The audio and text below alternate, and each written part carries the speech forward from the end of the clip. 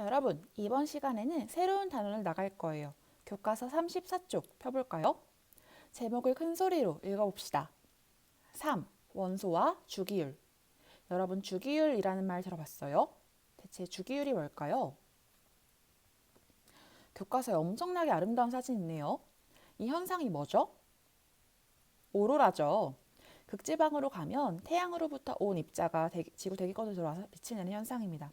쌤이 사실 이 오로라를 보려고 올해 초 겨울에 알래스카에 갔었거든요. 앵커리지랑 페어뱅크스에 갔었는데 앵커리지는 그때 당시 1, 2월이었는데 그때 당시 온도가 영하 19도 정도였어요. 근데 그래서 엄청 걱정했는데 사실 19도, 영하 19도 정도는 괜찮더라고요. 그냥 걸어 다닐만 해요. 걸어 다닐 수 있는 온도예요. 그런데 페어뱅크스는 앵커리지보다 더 내륙이고 더 북쪽이에요. 그래서 굉장히 더 추운데 페어뱅크스는 온도가 영하 30도 정도였거든요. 그래서 밖에 나가는 순간 그냥 이건 진짜 그냥 춥다. 바람이 하나도 안 부는데 엄청나게 추워요. 숨을 쉬는데 코 속에 수분이 다 얼고 그리고 가만히만 있어도 온 몸이 얼어요.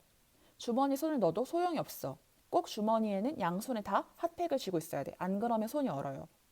근데 그랬는데도 그 페어뱅크스에는 그럼에도 불구하고 조깅을 하는 사람이 있는 거예요. 그 눈썹과 코와 머리카락이 모두 언 채로 웃으면서 조깅을 하던 그 사람은 정말 어떤 사람일까? 거기서 사니까 적응을 했나? 굉장히 신기했습니다. 그리고 쌤도 사실 그 페어뱅크스에서는 걸어 다닐 수 없는 온도인데 걸어 다녔어요. 왜냐하면 쌤이 그때 어, 국제 면허증을 발급을 안 받아서 가가지고 렌트를 할 수가 없는 거예요. 그래서 그냥 걸어 다녔습니다. 정말 고생했어요. 암튼 자, 그런데 이러한 오로라 사진이 왜 원소와 주기율 단원에 있을까요? 왼쪽 설명 같이 읽어볼까요? 주로 고위도 지방에서 볼 수 있는 아름다운 오로라는 태양의 활동과 관련이 깊다. 그런데 태양의 활동에 주기가 있어 오로라를 관측하기 좋은 시기가 있다. 태양의 활동에 주기가 있는 것처럼 원소들의 성질도 규칙성을 나타낸다고 한다. 그 까닭은 무엇일까? 즉 오로라 사진에 즉 교과서에 이렇게 오로라 사진이 있는 이유는 자연의 규칙성을 이야기하고 싶었기 때문이에요.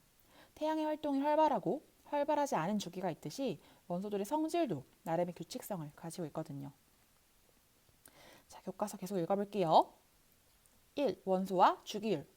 아주 오래전부터 사람들은 우리 주변의 물질이 무엇으로 이루어져 있는지 궁금했으나 근대에 이르러서야 세상의 모든 물질은 원소로 이루어져 있다는 사실을 알게 되었다. 세상에는 셀 수 없이 많은 물질들이 있지만 그 성분 원소의 종류는 110여 가지에 불과하다. 블록 조각들이 모여 다양한 장난감이 만들어지듯이 원소들은 세상에 존재하는 수많은 물질을 만드는 재료가 된다. 자, 교과서 아래에 이렇게 그림이 있잖아요. 왼쪽 보면 작고 일정한 모양의 블록을 가지고 굉장히 다양한 모양을 만들어요. 집도 만들고 차도 만들고 뭐 다리도 만들고 굉장히 다양한 것들 만들죠. 그런 것처럼 우리 주변의 모든 것들, 책, 마우스, 아이패드, 핸드폰, 물통, 물, 종이, 그리고 사람, 우리 머리카락 이런 것들 모두가 다 사실은 110여 가지의 원소라는 블록으로 돼 있는 거예요. 그 블록이 어떤 조합으로 뭉쳐졌느냐에 따라서 다양한 물질이 되는 거죠. 알겠어요? 자, 계속 읽어볼게요. 먼저 원소부터 짚고 넘어가 봅시다. 원소가 뭔지. 원소들이 발견되던 초기, 원소는 더 이상 다른 물질로 분해되지 않는 기본 성분을 뜻하였다.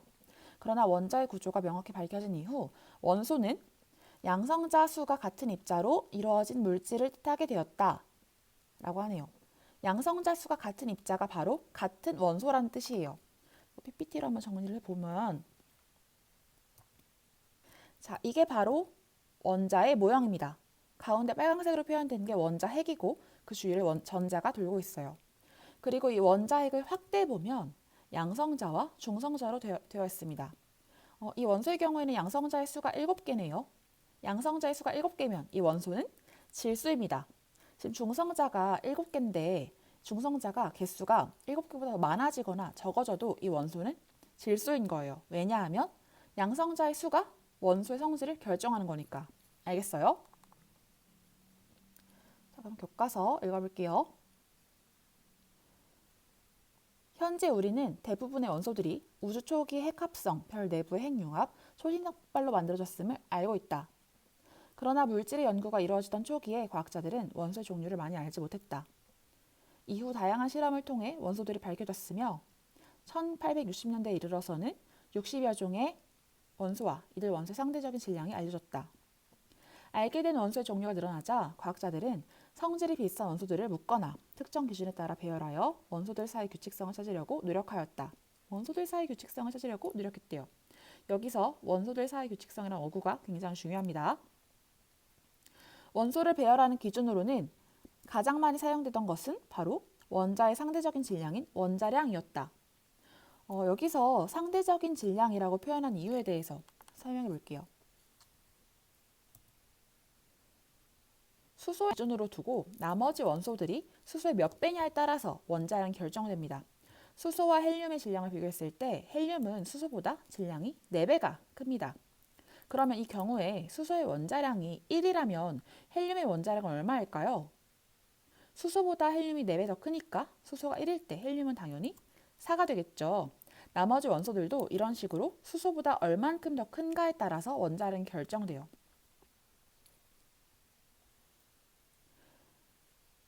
멘델레예프는 원자량 순서로 원소들을 배열하던 중 성질이 비슷한 원소들이 일정한 간격을 두고 주기적으로 나타나는 현상을 발견하였다. 자, 그럼 여기 별표 칩시다. 성질이 비슷한 원소들이 일정한 간격을 두고 주기적으로 나타나는 현상을 발견했어요. 그는 이 현상을 주기율이라고 하였으며 주기율이 잘 드러나도록 원소들을 배열해 만든 주기율표를 발표하였다 라고 했어요. 주기율에 대해서 여러분들이 쉽게 이해할 수 있도록 정리를 한번 해볼게요. 주기성이 뭐냐면요. 이렇게 달력이 있을 때 어느 달에 7일이 월요일이라면 우리는 다음 월요일이 14일, 그 다음 월요일이 21일임을 알 수가 있죠. 왜냐하면 달력에서 7일마다 같은 요일이 돌아오니까. 그쵸? 이와 같이 일정한 간격을 두고 되풀이되어 나타나는 성질을 주기성이라고 합니다. 원소들도 바로 그 주기성을 가지고 있고 원소들이 가지고 있는 주기성을 주기율이라고 하는 거예요. 알겠어요? 멘델레예프의 주기율표에는 당시까지 발견된 60여 종의 원소로는 채우지 못한 빈칸이 있었다. 원자량 순서에 따른 원소의 성질이 주기율과 맞지 않을 경우 아직 발견되지 않은 원소가 있을 것으로 예상하고 비워둔 것이다. 그 빈칸은 이후에 원소들이 발견되면서 채워졌고 그의 주기율표는 현재 우리가 사용하는 주기율표의 토대가 되었다. 여러분 어때요? 멘델레예프 정말 멋지지 않아요? 그러니까 그 시대에는 원소들이 60개밖에 몰랐던 거예요. 그랬는데 주기율을 발견하고 주기율표를 만들어서 새로운 원소들이 더 있을 거라고 예측을 하고 그곳을 진짜 통 크게 빈칸으로 둔 거잖아요. 그러니까 자신의 연구에 굉장한 자신감을 가지고 있었던 거죠. 그러니까 아래 그림 같은 경우는 원소들을 퍼즐로 표현한 건데 이렇게 빈칸이 있어요. 설명을 읽어보면 원소 기호 아래 숫자는 당시 알려진 원자량이다. 멘델레예프는 주기율표의 빈칸이 있는 까닭을 아직 발견되지 않은 원소가 있기 때문이라고 설명하였으며 이 중 몇 가지 원소의 원자량이나 성질 등을 예측하였다. 이 내용을 잘 정리한 영상이 있어서 함께 보면 좋을 것 같아서 준비했어요. 여러분 테드 알아요? 테드? 테드에서도 이 멘델레예프한테 주목을 해가지고 영상이 하나 있더라고요. 그리고 이 영상 중간에 드미트리라는 말이 나오는데 드미트리가 바로 멘델레예프입니다. 드미트리 멘델레예프가 멘델레예프의 풀네임이에요. 이런 거 하면 안 돼. 영원히 이게 박제된다. Hi, I'm Jung Lee. I am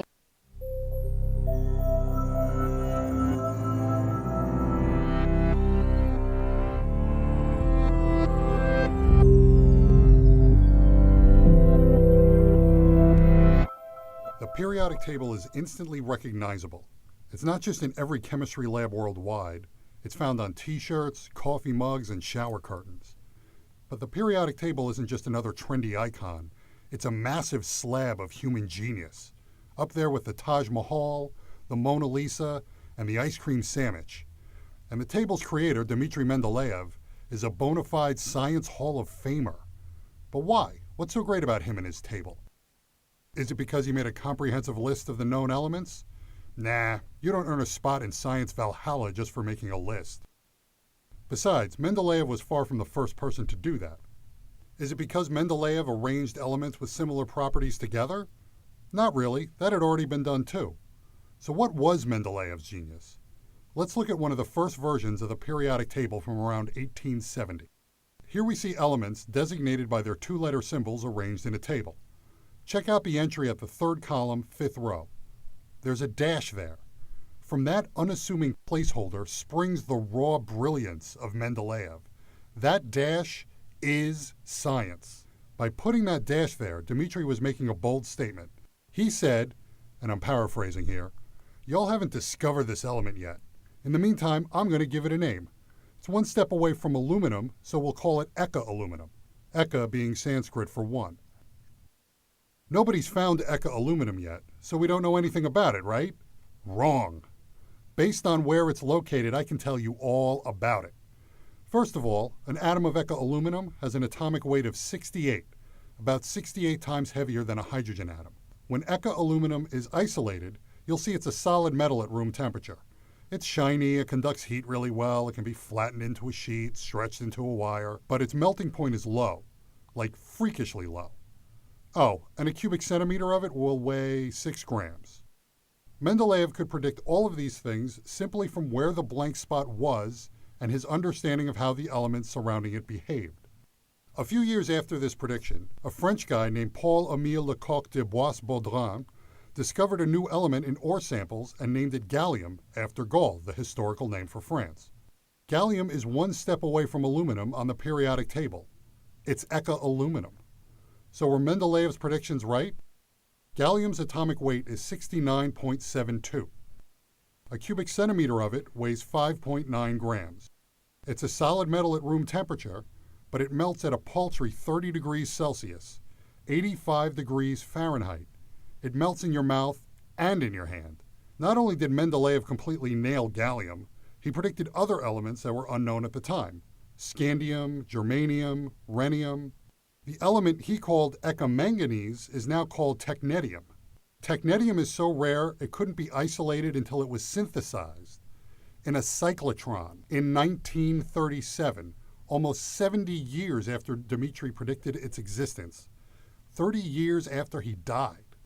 Dmitri died without a Nobel Prize in 1907, but he wound up receiving a much more exclusive honor. In 1955, scientists at UC Berkeley successfully created 17 atoms of a previously undiscovered element. This element filled an empty spot in the periodic table at number 101 and was officially named Mendelevium in 1963. There have been well over 800 Nobel Prize winners, but only 15 scientists have an element named after them. So the next time you stare at a periodic table, whether it's on the wall of a university classroom or on a $5 coffee mug, Dmitri Mendeleev, the architect of the periodic table, will be staring back.